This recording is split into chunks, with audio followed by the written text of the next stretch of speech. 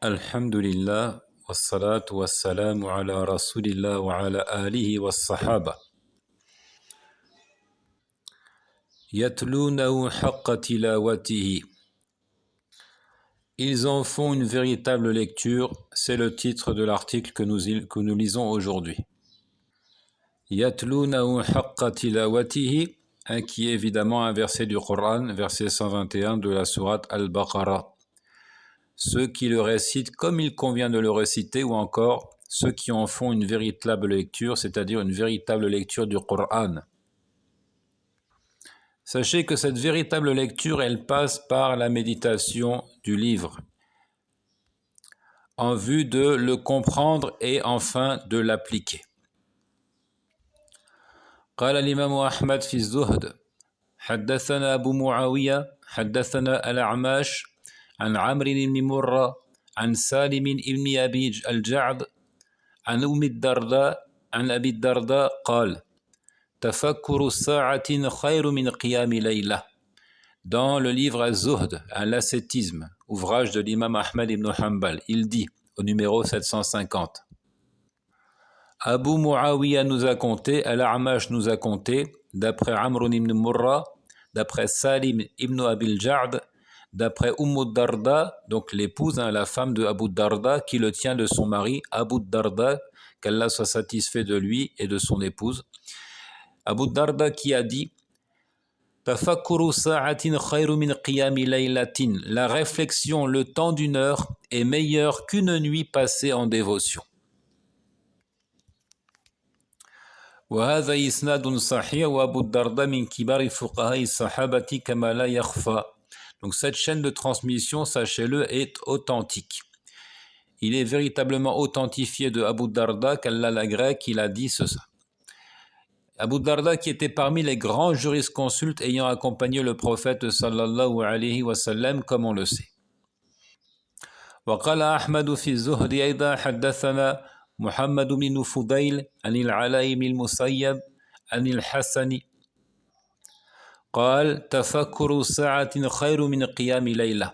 Toujours dans l'ouvrage Az-Zuhd de l'imam Ahmad au numéro 1567, Muhammad ibn Fudayl nous a conté, d'après Al-Ala ibn al-Musayyab, selon Al-Hassan, qu'il dit: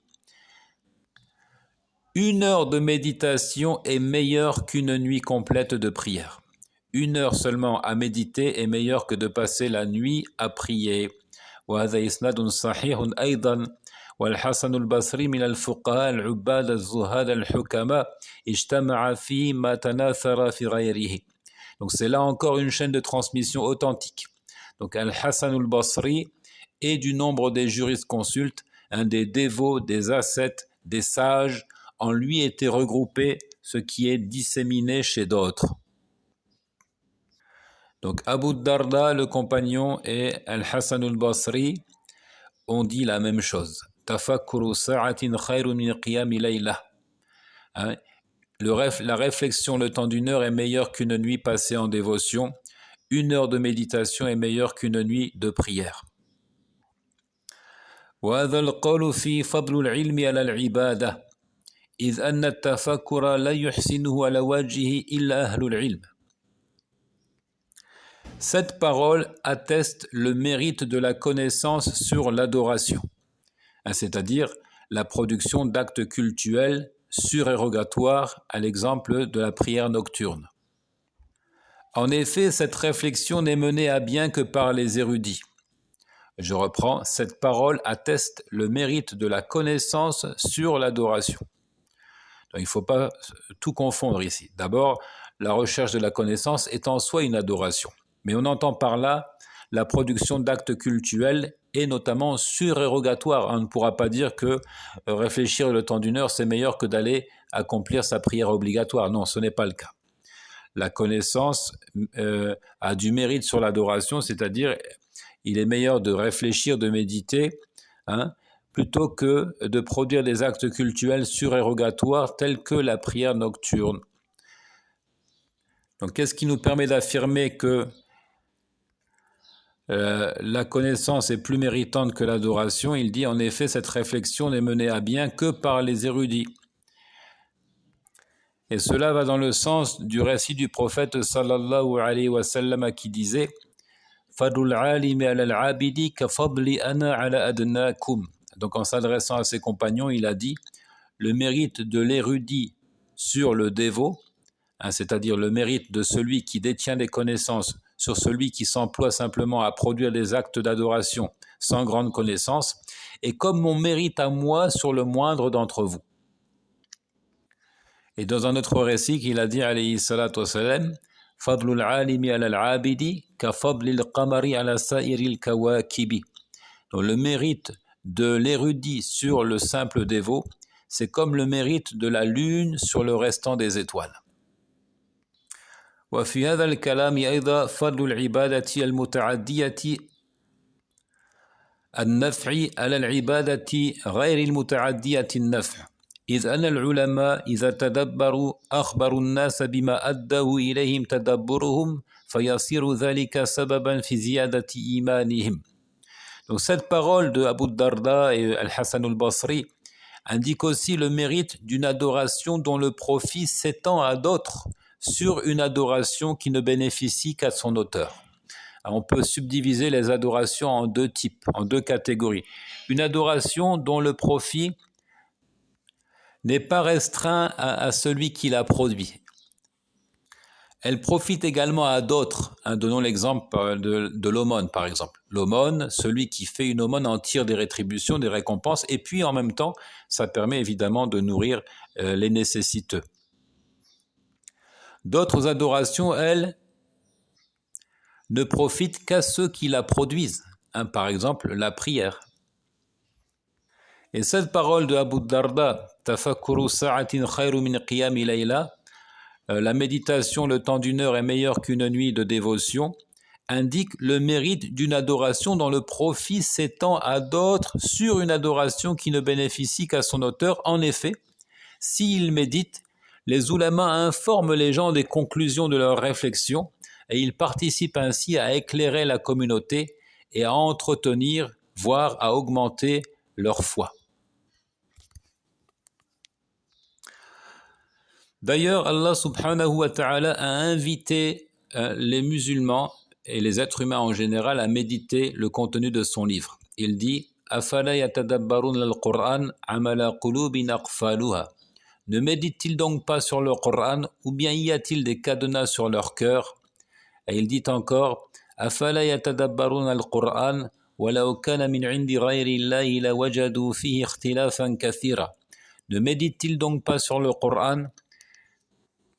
S'ils provenaient d'un autre que Allah, ils y trouveraient certes maintes contradictions. Ils y trouveraient certainement maintes contradictions.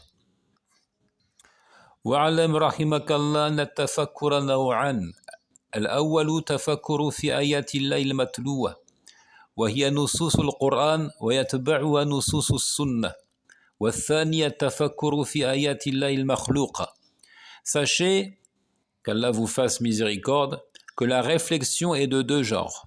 Premièrement, méditez les signes d'Allah qui se lisent, c'est-à-dire les textes coraniques et les récits prophétiques. Et deuxièmement, méditez les signes d'Allah créés, c'est-à-dire méditer sur la création qui nous entoure. Donc deux sources de méditation ici. On peut méditer les signes au sens de versets coraniques, comme on peut méditer les signes, c'est-à-dire les créatures d'Allah Azza wa Jal. وَلَقَدْ جَاءَنِ السَّلَفُ رَحِمَهُمُ اللَّهُ ذَمُّ مَنْ يَقْرَأُ الْقُرْآنَ وَلَا يَتَفَهَّمُهُ وَلَا يَعْلَمُ مَا فِيهِ وَلَا يَعْمَلُ بِهِ. On a reçu des pieux devanciers, qu'Allah leur soit clément, le blâme de ceux qui lisent le Coran sans chercher à le comprendre, sans savoir ce qu'il renferme et sans le mettre en pratique. Donc on a rapporté des pieux ancêtres le blâme de ceux qui lisent le Coran sans chercher à le comprendre, c'est-à-dire sans le méditer, et sans savoir ce qu'il renferme et sans le mettre en pratique. Donc ici, il y a plusieurs étapes. Il y a la lecture dans le but de comprendre, et puis il y a évidemment la mise en application des injonctions divines. ذكر القرطبي في الجامع لأحكام القرآن عن أبي بكر الأنباري بسنده عن زياد بن مخرق قال عبد الله بن مسعود رضي الله عنه إن صعب علينا حفظ ألفاظ القرآن وسهل علينا العمل به وإن من بعضنا يسهل عليهم حفظ القرآن ويصعب عليهم العمل به وإن من بعضنا يسهل عليهم حفظ القرآن ويصعب عليهم العمل به.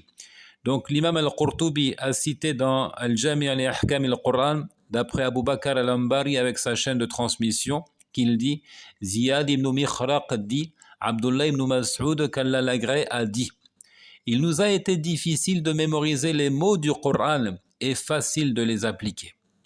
Et il est aisé pour ceux qui viennent après nous d'apprendre le Coran par cœur, tandis que la pratique leur est difficile. Et la chaîne de transmission de ce récit est jugée bonne.